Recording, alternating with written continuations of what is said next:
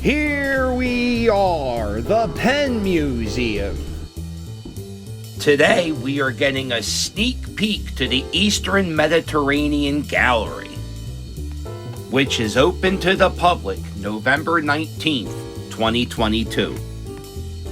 With more than 400 artifacts, the new Eastern Mediterranean Gallery showcases stories of interconnectedness, creativity, and innovation. It was able to explore the new gallery with some of its curators, some of Penn's scholars, and archaeologists.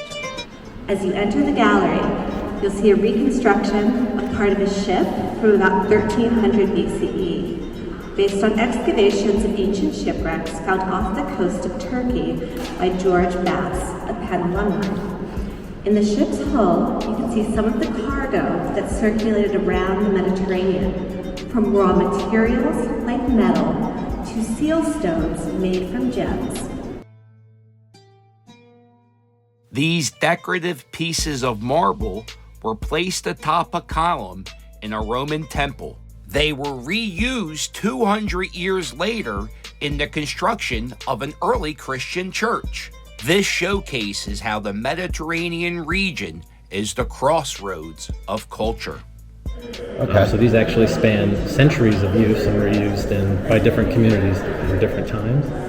And then over that same spot, almost 1,000 years earlier, there was the site of a ancient Egyptian imperial garrison.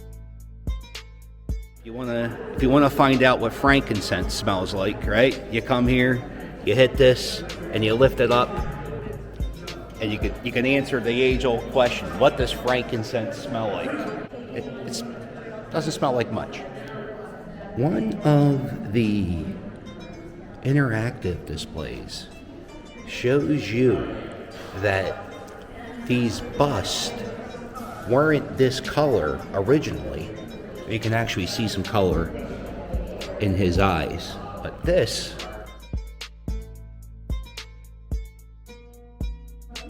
and that's what it looks like in color.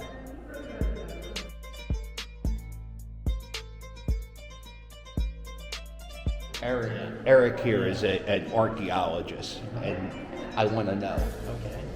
Is Indiana Jones your favorite movie? Like, do you think Indiana Jones? Do you think he's like the greatest? Like, when you were a child, did you like look up to him, and is that why you do what you do? I think most archaeologists my age, even a little bit older, would probably be lying if Indiana Jones had zero to do with their coming to the field. Of course, I love the movies. The movies. But as my love and education in the field matured, I've now come to look sort of down on Dr. Henry Jones as not really the ideal. Wow. He doesn't even call him Indy anymore. He calls him Dr. Henry Jones. Well, he's my superior, I guess. I don't have a PhD yet. I'm still a PhD. Replicas of items that are on display at this exhibit, and you can actually touch them to kind of get a feel of what the item feels like.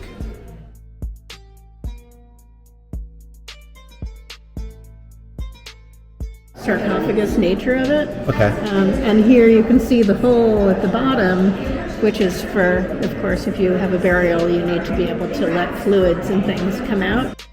So these faces are ones of people who very likely may have been adopting Egyptian traditions, who may even have worked in the Egyptian administration, but have been people who live local, or who are from the local region. Okay. And as you start to look at the faces, at first you think, oh, they look very similar, but no, as you look at each one, they're actually quite different. But here, these faces are, not only are they larger, but they clearly have these elaborate headdresses on the top, right? So it looks like they've got sort of beads, and they've got these sort of wave patterns on the top. Well, one theory about them is that they represent people who came to the region who were mercenaries, in a sense, fighters. So here we see a little drinking cup that has a very Greek shape and becomes extremely popular in the Eastern Mediterranean, so much so that it gets copied in local clay. A jug here that has this very pretty bird decoration, but if you look at the spout, you can see it has a strainer. And so it's making sure that you don't get the dregs coming out as you're pouring out your wine. The very first filter system. That's right. Yeah. If you would like to check out the Penn Museum, you can use this code and I can get you $5 off any adult ticket for the opening weekend